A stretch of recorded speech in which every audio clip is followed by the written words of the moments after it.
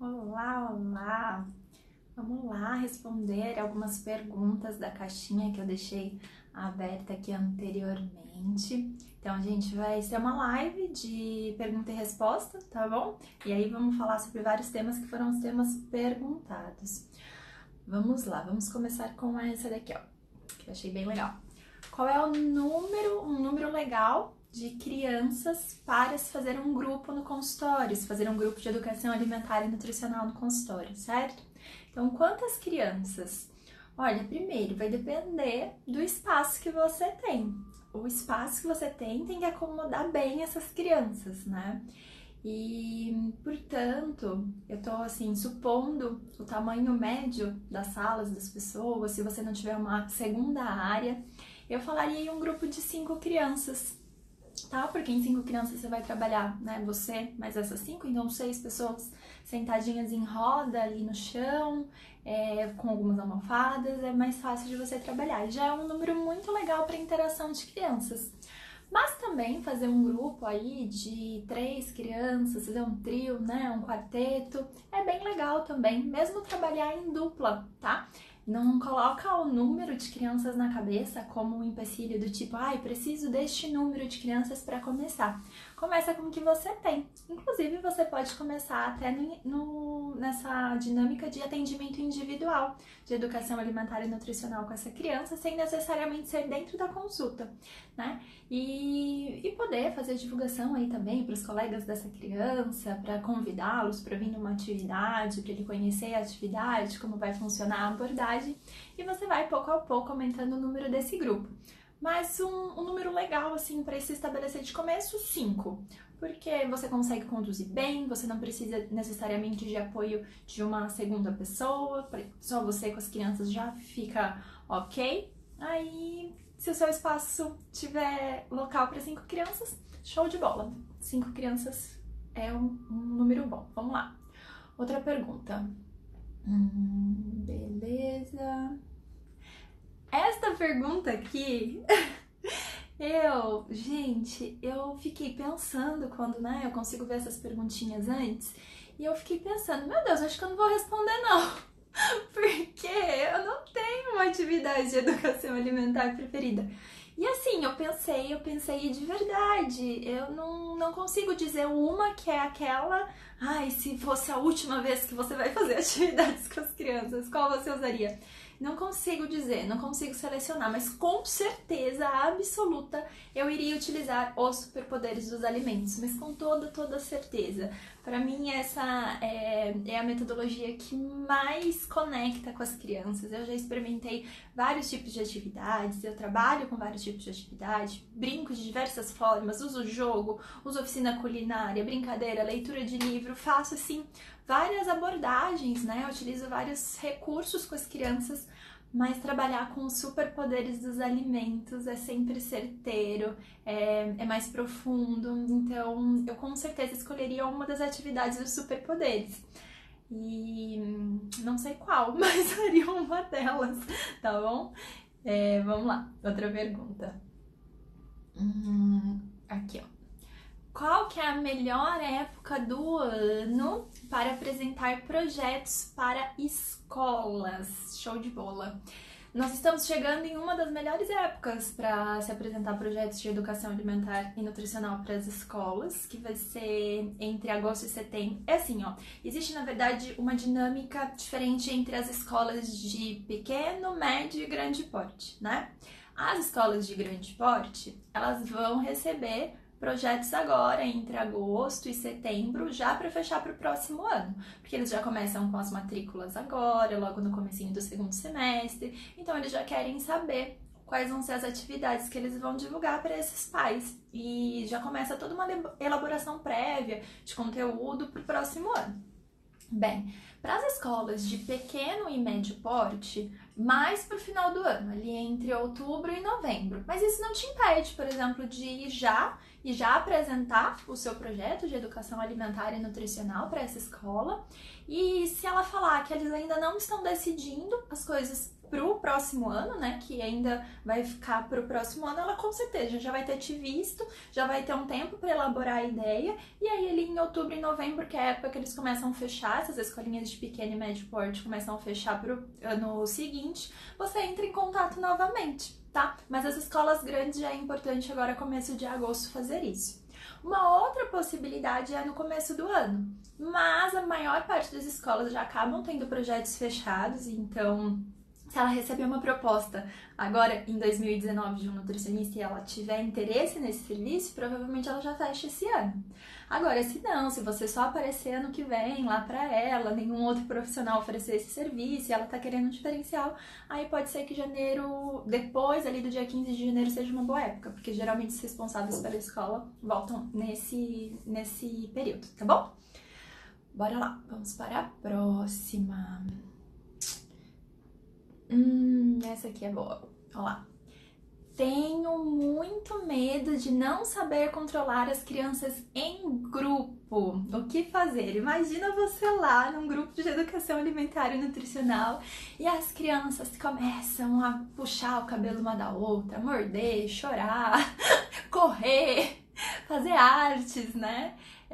Dependendo da idade da criança, pode acontecer tudo isso mais um pouco.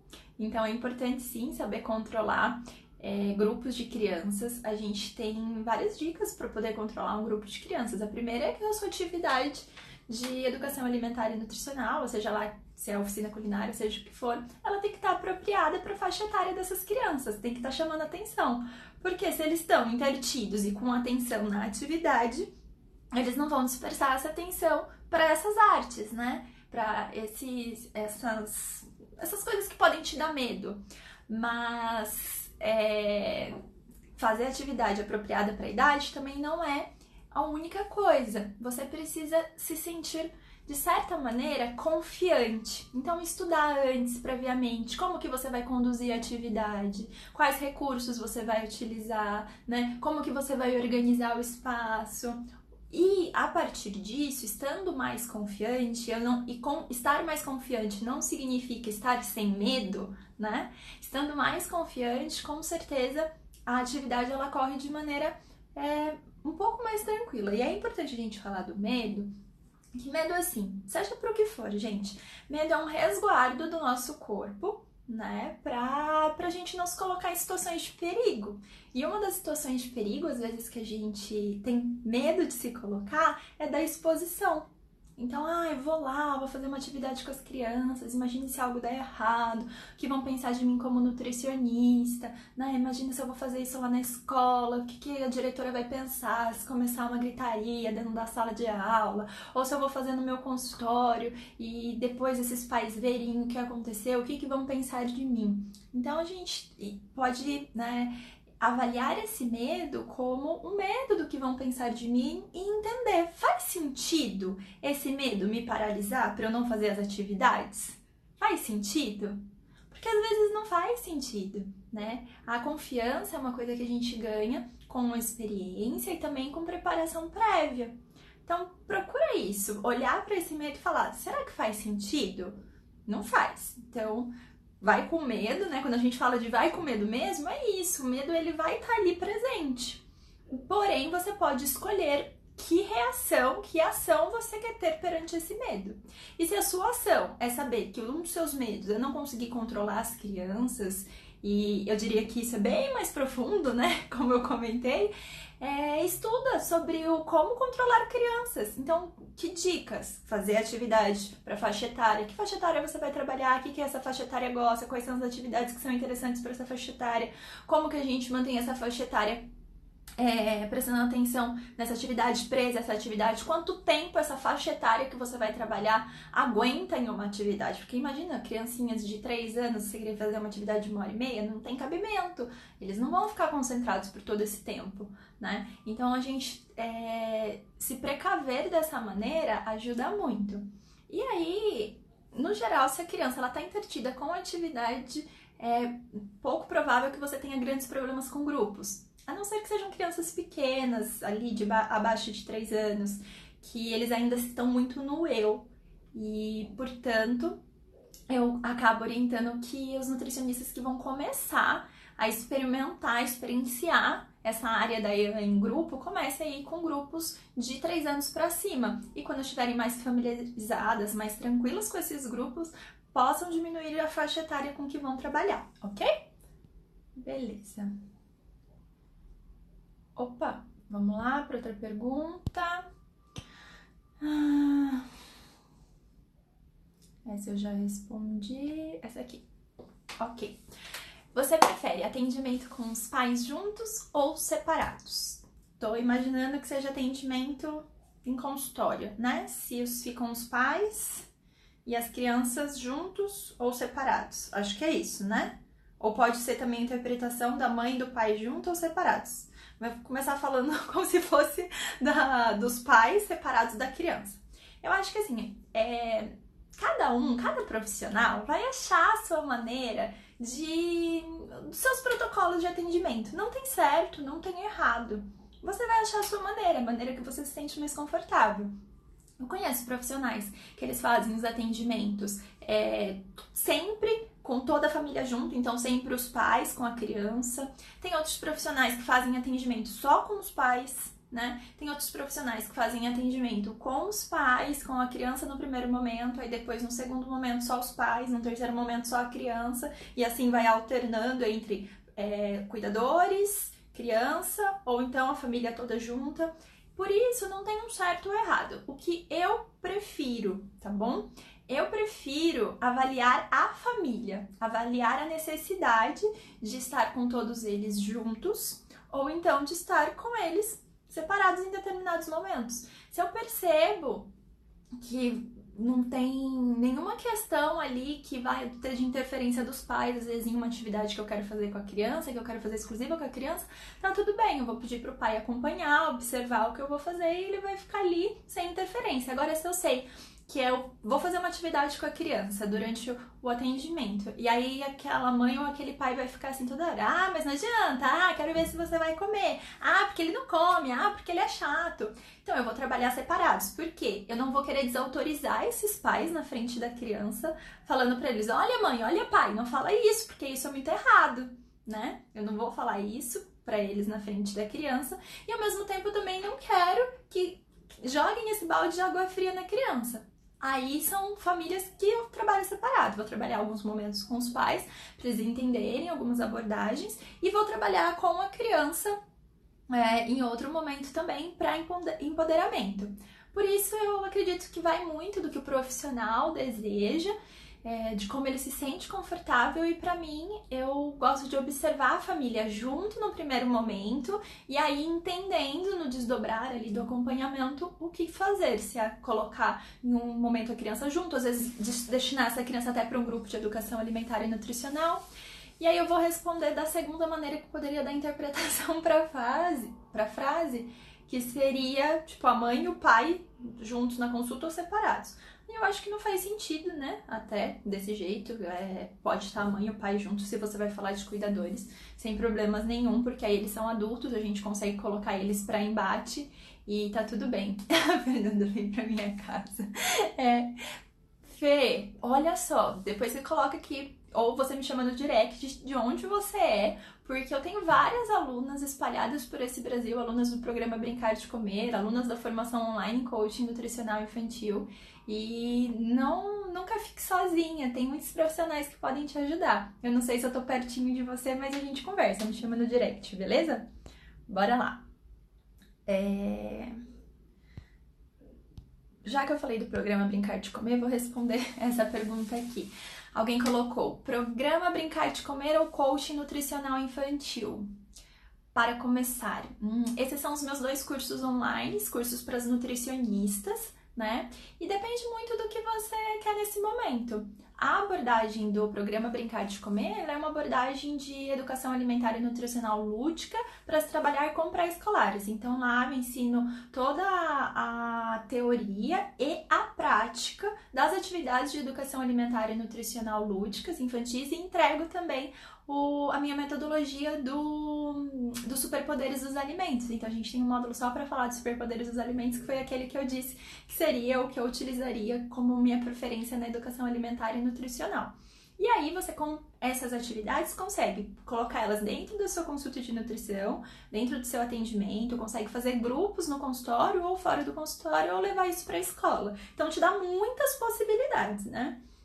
A formação, a Tamires está falando que ela é do Brincar de Comer, que é maravilhoso. Aliás, a Tamires, ela faz atividades no consultório. Você está fazendo na escola também, Tamires? Coloca aqui pra mim. Eu não lembro se você tá fazendo em escola também, que as últimas fotos que eu vi foi do consultório. E ela faz essa abordagem em grupo no consultório. Então, assim, é possível de fazer essas estratégias todas. A formação online coaching nutricional infantil é uma formação para que o profissional ele tenha acesso à metodologia do coaching, às ferramentas, às técnicas, e aí isso vai ser destinado para ser feito com a família e com a criança.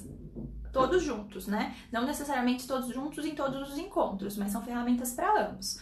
Nessa, é um atendimento mais focado, a gente não vai falar do trabalho em grupo. Então, é um atendimento mais destinado ou para o consultório, ou então para o atendimento domiciliar. Para o nutricionista escolar, que era o meu caso, que fazia as atividades em escola, o que eu fazia? Eu atendia os pais das escolas que tinham alguma necessidade específica com o filho, ou ali dentro da escola mesmo ou fora. Então também não é que não sirva para o nutricionista que trabalha com escola, serve se encaixar no seu cronograma essa inclusão de ter esse tipo de atendimento com os pais que precisarem, tá bom?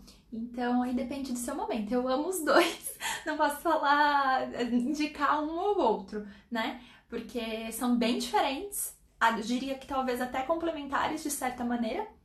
Então, se você quiser saber mais, me chama no direct. Ah, Tami, que legal que você tá na escola e no consultório, é verdade. Agora que você escreveu, eu lembrei no seu depoimento que você falou, né, dos dois.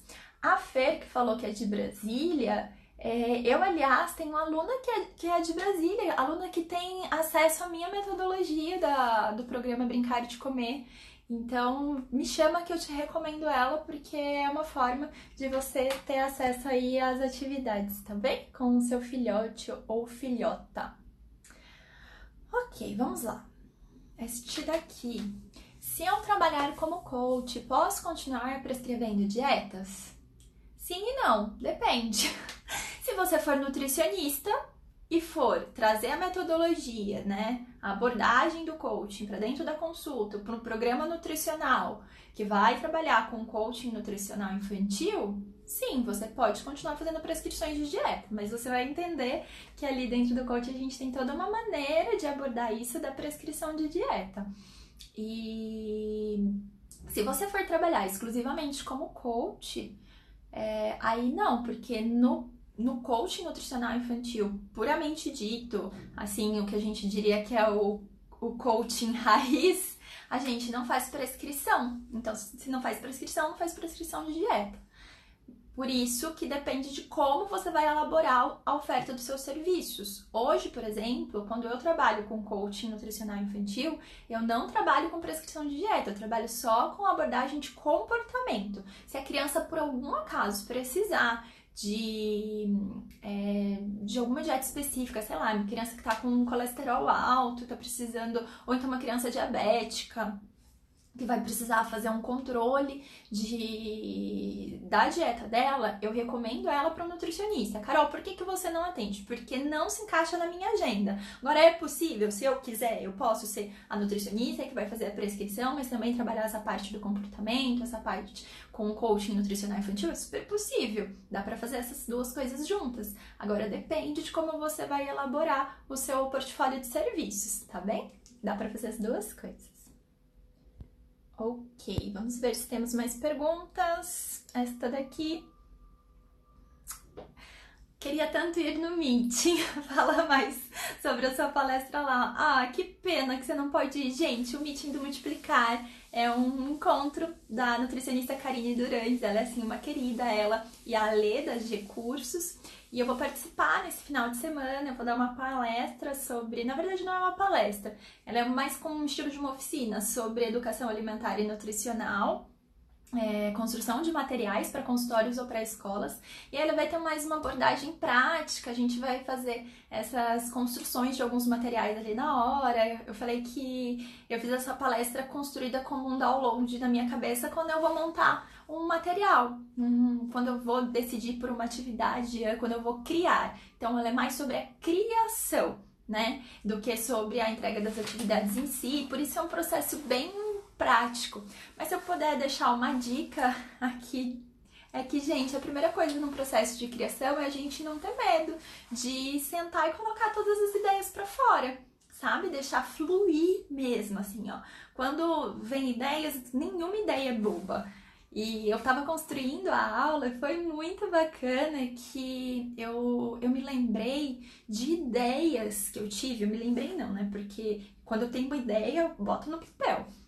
E eu fui resgatar essas ideias e eu tenho tantas ideias de materiais, de atividades, de jogos, de brincadeiras, que eu preciso agora sentar e desenvolver para passar para vocês, que é assim, é muita ideia mesmo. Então, aproveita, vai depois no YouTube, eu tô com um canal lá no YouTube da Atitude em Nutrição, porque eu vou pegar essas ideias e vou colocar em atividades, fazer vídeos mostrando essas atividades para vocês poderem acompanhar e fazer por aí também, tá bom? Beleza. Vamos lá, alguém mais tem alguma pergunta por aí? A personal Nutrimãe tá por aí, tudo bem? Alguém tem alguma perguntinha? Gente, eu não sei como funciona isso, mas parece que algumas pessoas pediram pra fazer a transmissão ao vivo comigo. Eu nem sabia que dava pra solicitar. Se alguém que estiver por aí quiser vir fazer uma pergunta ao vivo agora, pode também. Alguém quer? Se quiser, fala assim, quero fazer uma pergunta ao vivo, que aí eu chamo, acho melhor dessa maneira. E enquanto vocês vão escrevendo, se alguém aí quiser entrar para fazer uma pergunta, eu vou contar sobre uma coisa que me aconteceu por esses dias, tá bem? Olha só, estou eu dentro do carro e numa viagem longa. Fui fazer uma viagem de umas 5 horas, mais ou menos. Para algumas pessoas nem é tão longa assim, mas se tem uma coisa que me deixa impaciente é ficar dentro de um automóvel de um lado para o outro. Me deixa muito impaciente isso. E aí eu cheguei, né, na parada. A gente parou assim e eu já tava nervosa, sabe? E esse estado mental da gente de se colocar muito, ai que droga, ai que saco, ai que isso, ai que aquilo, sabe assim, ó céus, ó vida, ó azar, por que 5 horas nesse carro? Tava nessa já. E eu precisava, era um final de semana que eu ia precisar muito utilizar também da minha criatividade, trabalhar alguns materiais. E quando a gente entra nessa mentalidade, sabe? Isso é muito ruim para a criatividade. Então, uma das ideias, até uma das dicas que eu dou, é para quem quer criar, quem quer se movimentar, a gente tem que estar num estado positivo muito bom. Beleza? Beleza, ok. Parei lá, mas nessa hora eu não tava pensando nisso. Aí eu passei por uma menininha, pititica, assim, devia ter uns 3 aninhos, eu acho, pelo tamanho. E ela tava, na hora que eu tava descendo do carro, já nervosa, que ainda tinha mais 2 horas de viagem, só tinham passado 3. A menininha tava entrando no carro dela e ela falou assim pro pai: papai, quanto tempo mais a gente tem de viagem? Aí ele falou assim, a gente tá na metade, a gente já fez metade, agora vai fazer mais metade. Não sei quanto é que eles tinham feito, né? Aí ela, então agora tá muito pertinho, porque só falta um pouquinho. E aí eu fiquei olhando aquilo e pensando, meu Deus, olha essa criança, né? Por que a gente pensa que falta tanto? Essa criança tá feliz que falta só metade. Sabe aquela história do copo cheio, do copo vazio?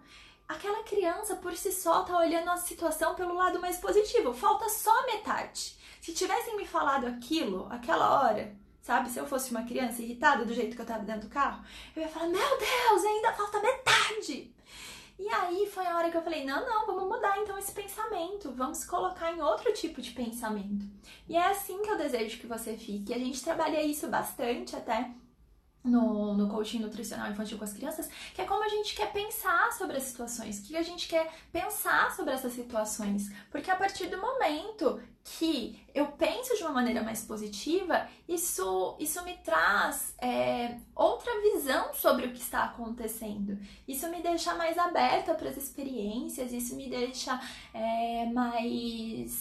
mais do que a gente chama, assim, às vezes, com mais possibilidade de entrar em flow, né? De conseguir pegar uma atividade, desenvolver ela bem. Então, cuidem dos pensamentos de vocês, tá bom? Cuidem desses pensamentos.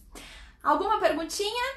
Se não, eu vou ficando por aqui. Final de semana, vai ser uma beleza no meeting. Gente, eu tô muito animada, vai ser bem legal. Depois eu vou trazer as principais sacadas para vocês do final de semana. Topam? Eu conto depois aqui. E nós nos vemos numa próxima live, tá certo? Com muitas ideias sobre educação alimentar e nutricional infantil, coaching nutricional infantil. E para quem está esperando a próxima turma do coaching, eu já vou deixar um spoiler aqui, que vai ser em agosto, tá certo? Então, em agosto, bota aí na agenda quem estava esperando para já se preparar para entrar na próxima turma de coaching nutricional infantil. E ó, um beijão para vocês, nós nos vemos numa próxima live. Tchau, tchau!